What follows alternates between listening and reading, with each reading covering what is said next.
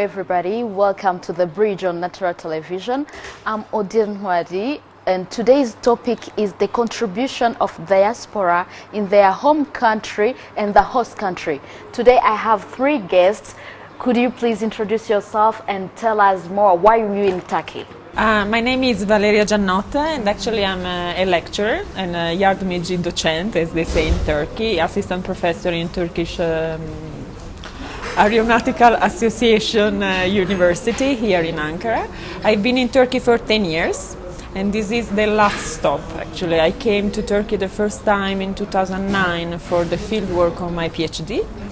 Then, since Turkey has been a country of opportunity, I start to collaborate with some university, keeping going on with my research, which is based on Turkish politics. So I work in Istanbul, in Gaziantep, when the border was still open in 2010, 2011, and in Ankara. And 10 years have passed, 10 years full of everything, full of friendship, full of excitement, full of dynamism. Thank you. Welcome to our program. Thank you for the invitation. Okay, my name is Hamis Miraji Ali Simba from Tanzania. I came to Turkey 2015 for studying economics. I started my master's program at Ankara University for economics, and now I am PhD student at the same university, Ankara University, to the faculty of economics. The purpose of coming here in Turkey is just to seek the knowledge of economics, and I'm very happy. I get a lot from here. I said a lot about economic issues, and even my research in terms of master's program, I requested my professor to work with energy consumption and economic growth in Tanzania.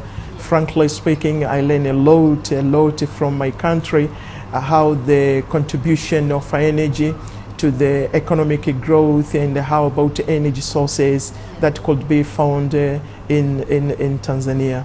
I'm so grateful to be here in Turkey and so grateful to join to your program. Thank you. We are happy to have you on our program. Thank you very much. Yes.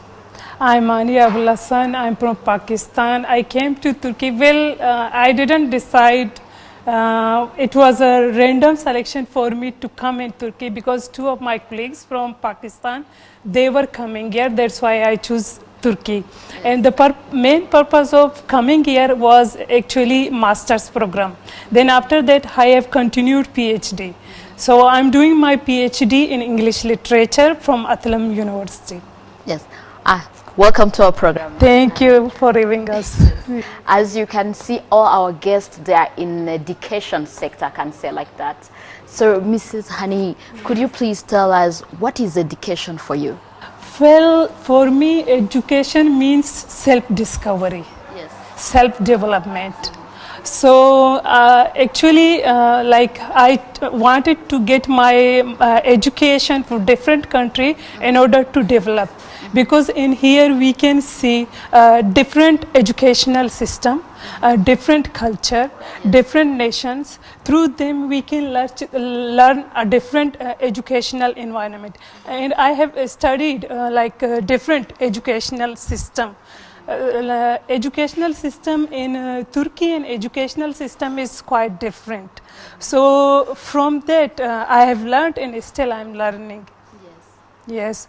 And I have discovered a lot of things related to my career, and I have sharpened my educational skills, and that I am going to use in my university back home.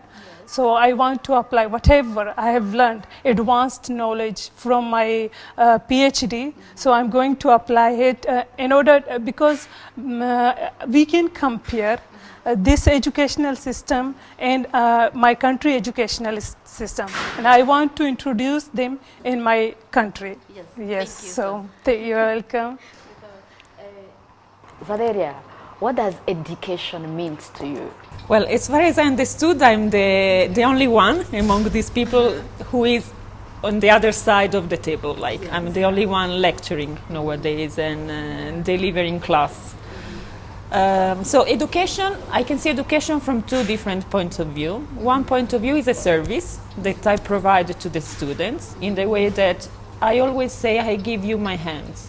So anything I've learned, everything I understand, I'm just trying to transfer for you, because I do believe that out of the books, out of the notions, out of the concepts, what stays and what remains with people is there are just some messages, because everybody is able to study, to memorize, without really carrying any message. So by providing examples, by trying to make my students understanding how things are working, I would like to leave an imprint. Like one day they can say, hi, Valerio just said this. And this is what really remains.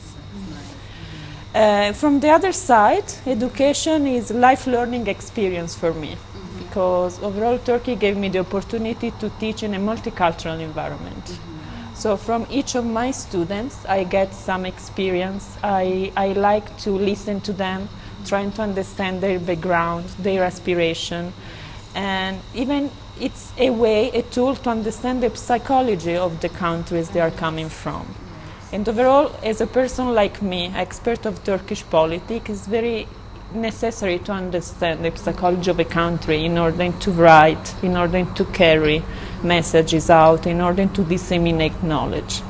So education, by summarizing, is a style of life. I mean, I do believe that not educated people can educate. And, you know, it's what remains, actually, it's a message. Not educated people can... Not all educated people are able to educate. I mean, some educated people are just able to research, or just they do not feel that they match education as a sector. To educate as a teacher, to carry out messages.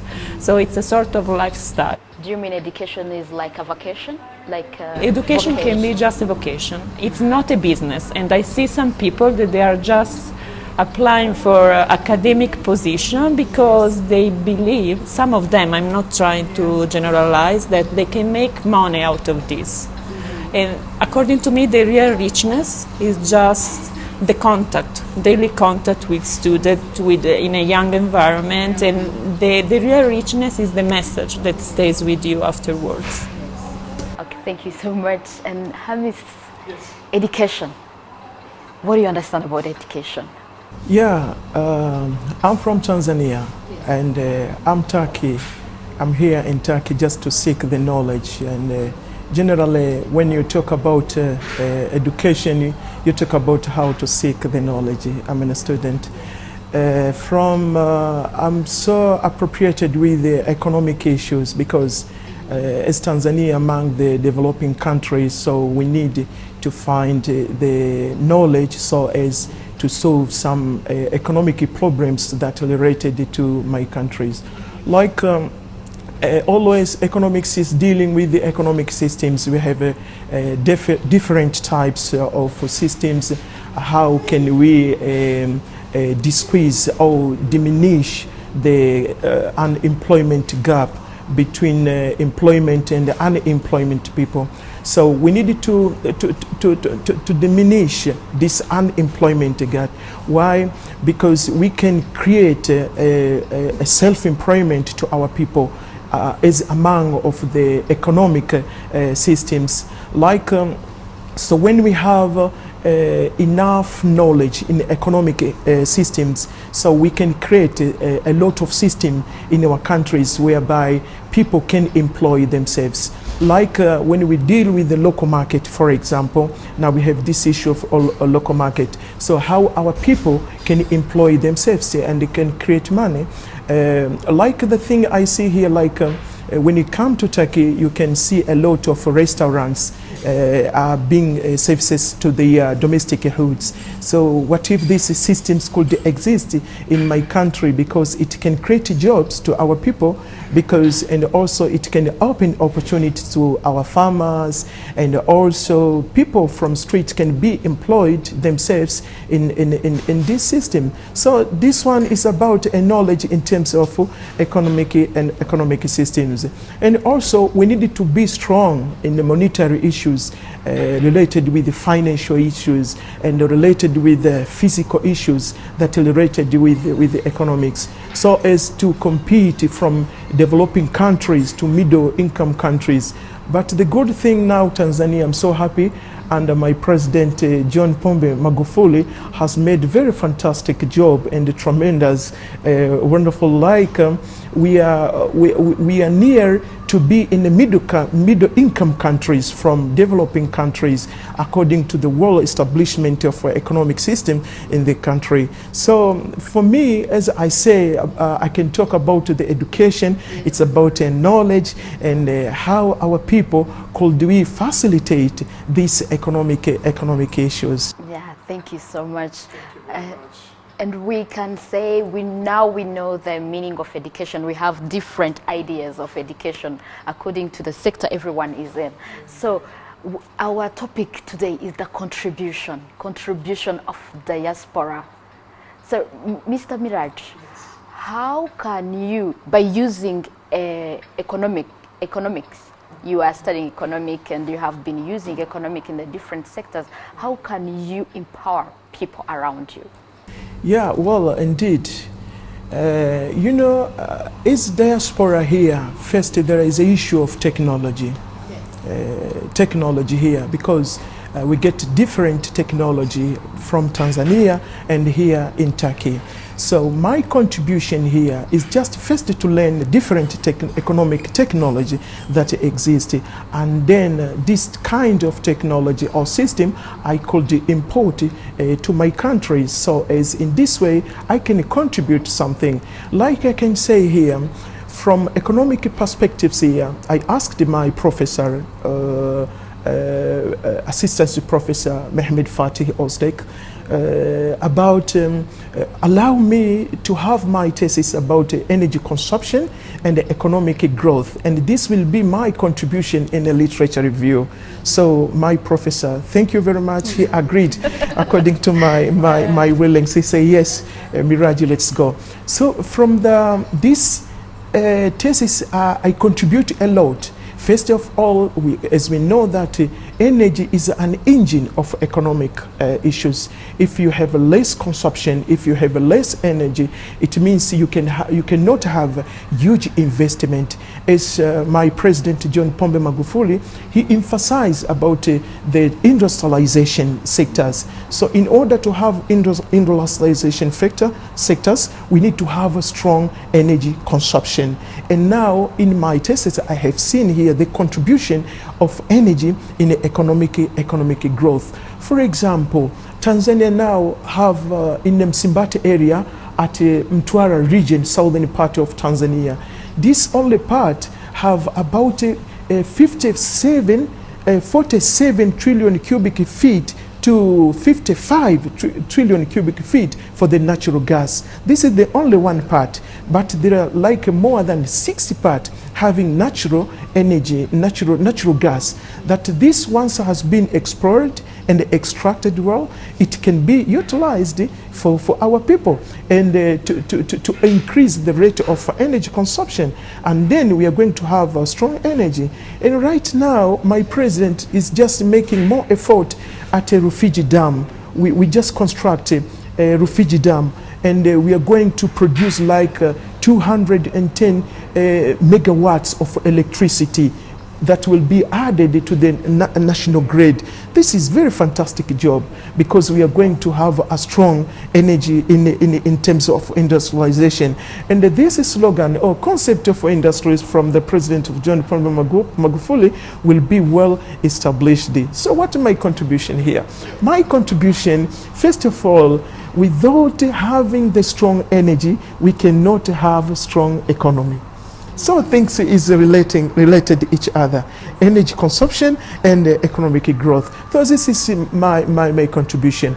And also my contribution after pursuing my PhD here in economics, well, I'll be very good to contribute about economic systems, like local marketing. How can we empower our people in terms of local marketing, which is very good, and how to nourish or to strengthen our physical and monetary system in our country. Well, my Minister of Finance minister is doing good job, and I hear the report last week was very fantastic, that there is no blaming about these financial issues. We are doing well, and even the World Bank and the International Monetary Funds get a reward from us.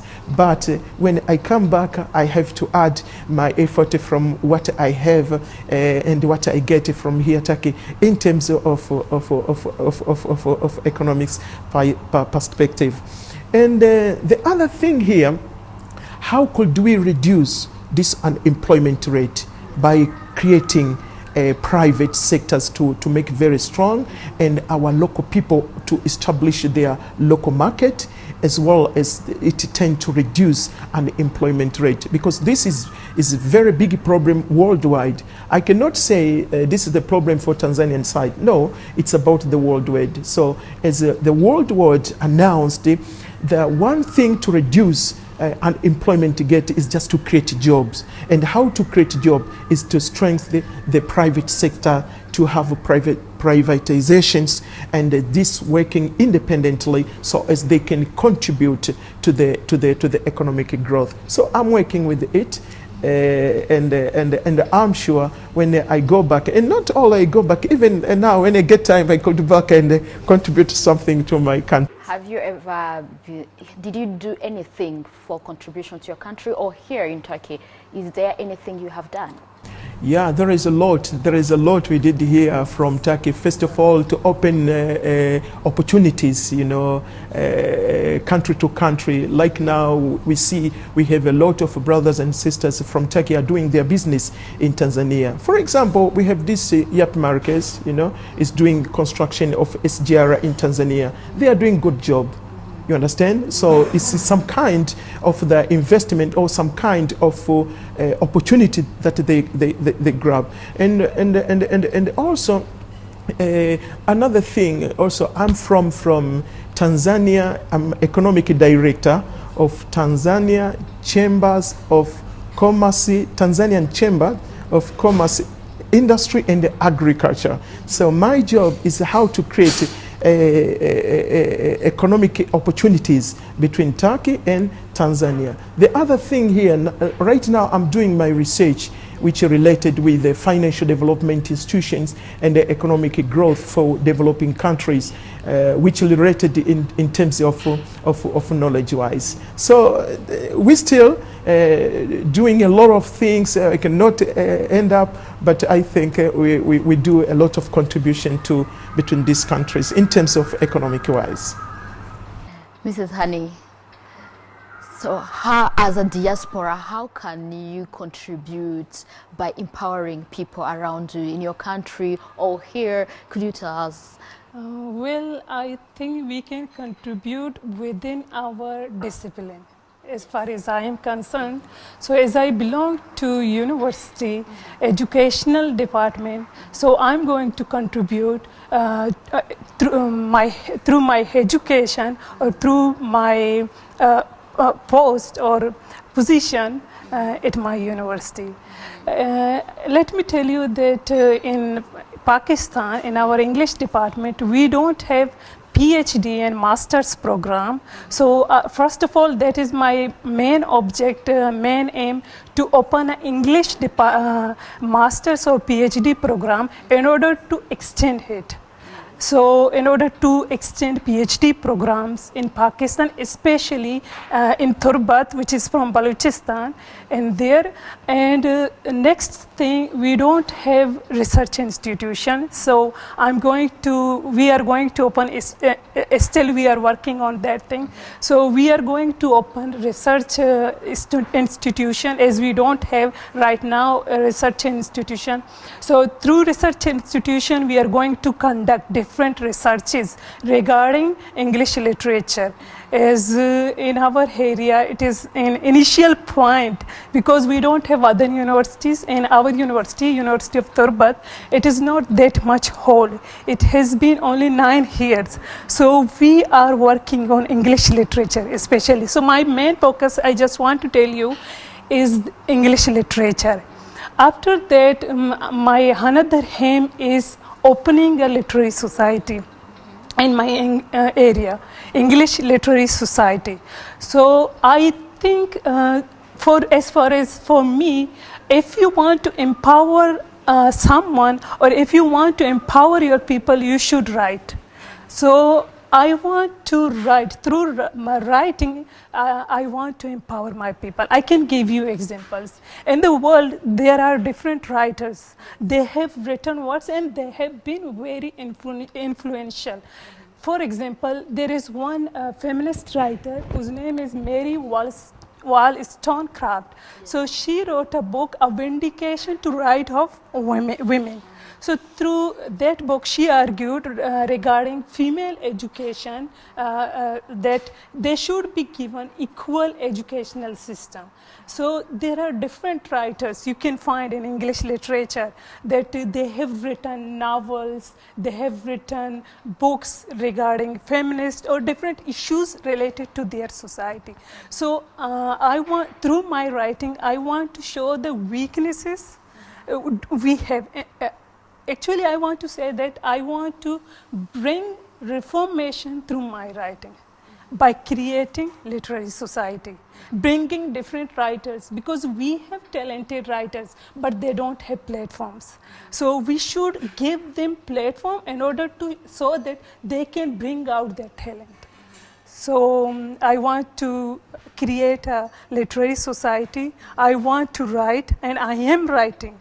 So I want to write novels, short stories. I want to show my society their weaknesses, or and so that they should know their weaknesses, so that they can improve it. You are doing PhD in English literature. So how is the Pakistan literature nowadays in the world? How can we say the literature is in Pakistan? Literature in Pakistan. Actually, literature in Pakistan, you can find different writers in Pakistan. Yes. So, but my main focus is my own area. Yes. As I told you before, that I want to extend English literature in my town in Turbat, because still we need a lot of, in Pakistan there is a lot of institutions for English literature, and we have good writers, but in our area still we did not have platform. So I want to create platforms for those who didn't get space through our institutions, through our different literary societies, bringing different writers, especially English literature. So I want to focus that. Thank you so much. Valerie, how can you empower people around you? How can you empower people around you through your education or anything? Okay, I can look at this issue from several points of views. Like, as I told you, I've been in Turkey for 10 years, and I'm coming from Italy, which is one of the biggest country according to economic development in the world. It has been one of the first founding member of the European Union. The bilateral connections, ties between Italy and Turkey, it's long-standing. We are talking about 160 years old diplomatic relationship, and Italy is for Turkey the second biggest partner according to economic trade within European Union, and the fifth at the global scale. So the connection is very tight and strong.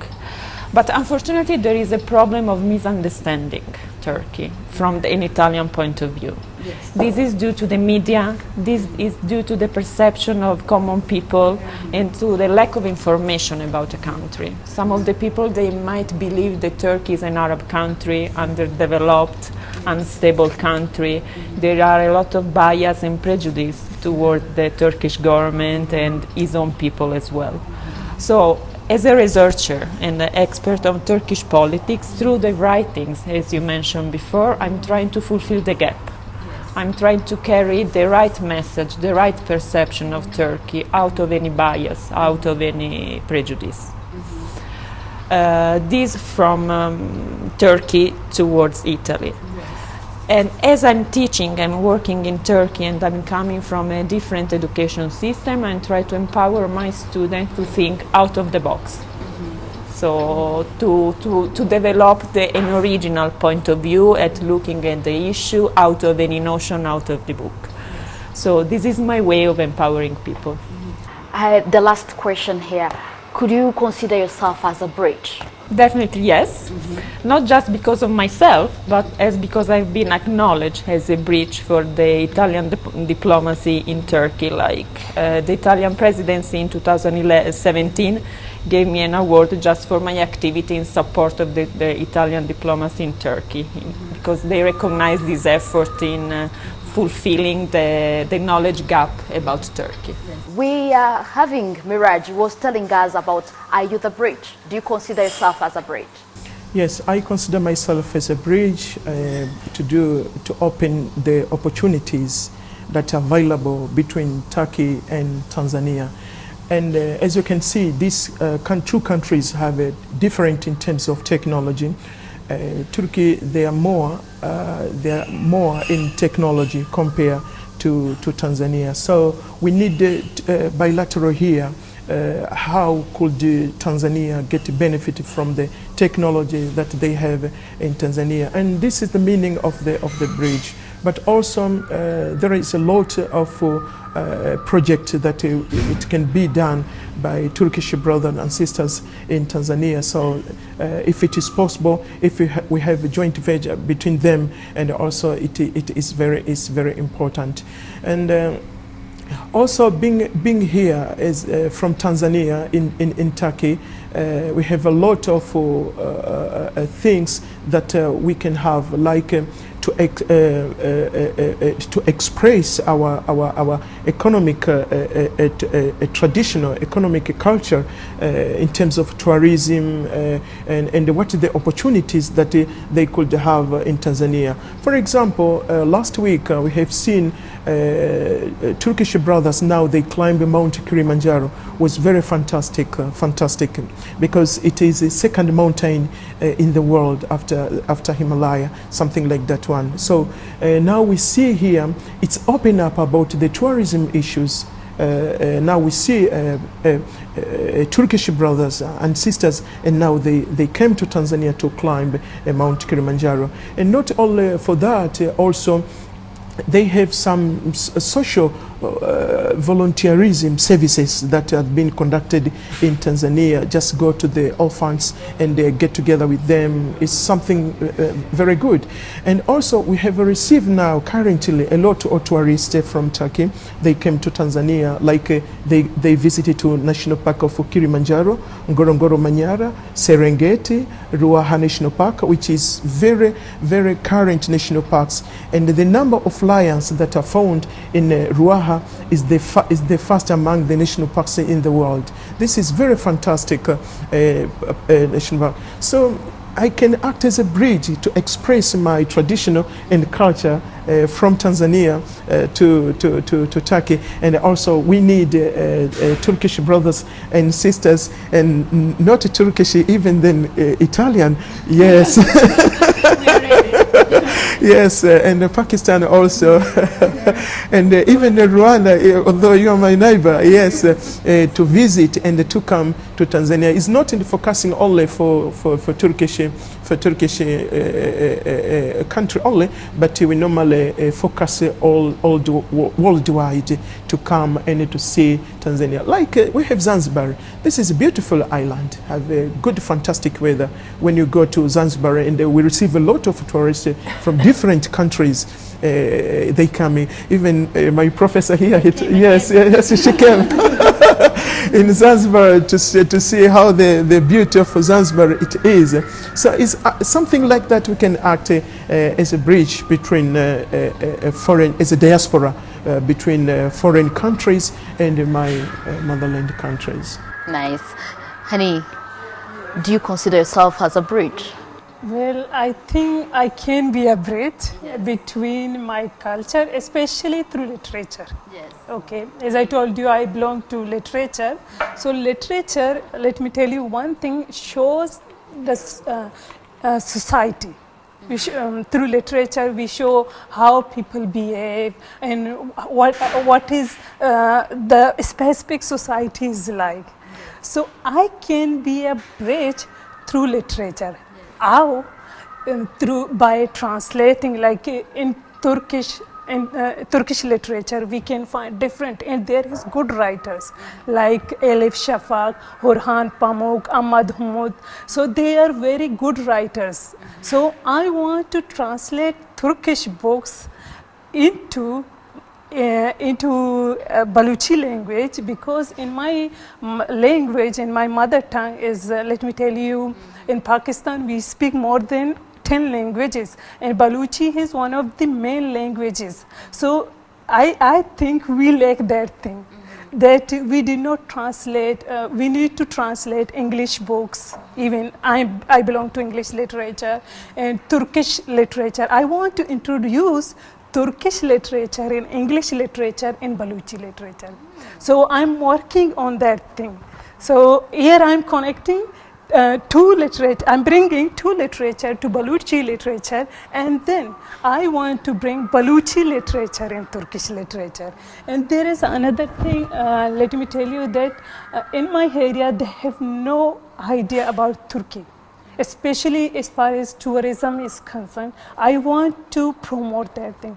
How can I promote that thing? By creating or by producing travel magazines in my area, so that they will know what Turkey is. And as we know that Turkey is a very rich country.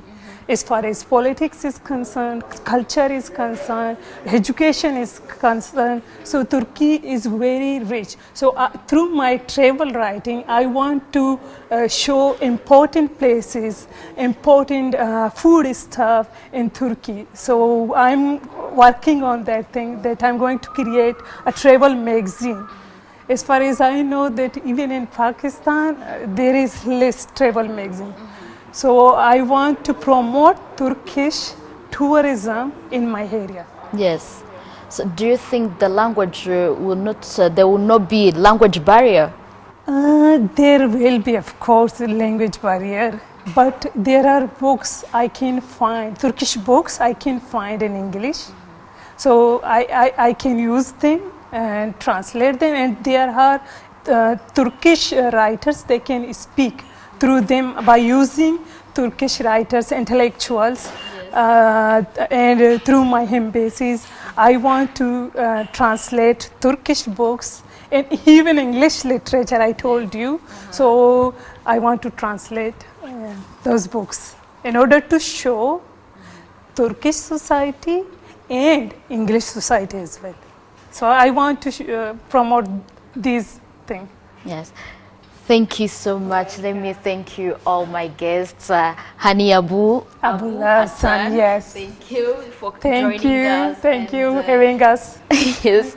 Miss Miraj Avisimba, thank you for accepting our request to join our program. And thank you so much, Valeri Jonetta, for joining us on this program.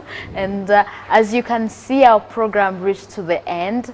Thank you so much for following us, and see you next time on The Bridge.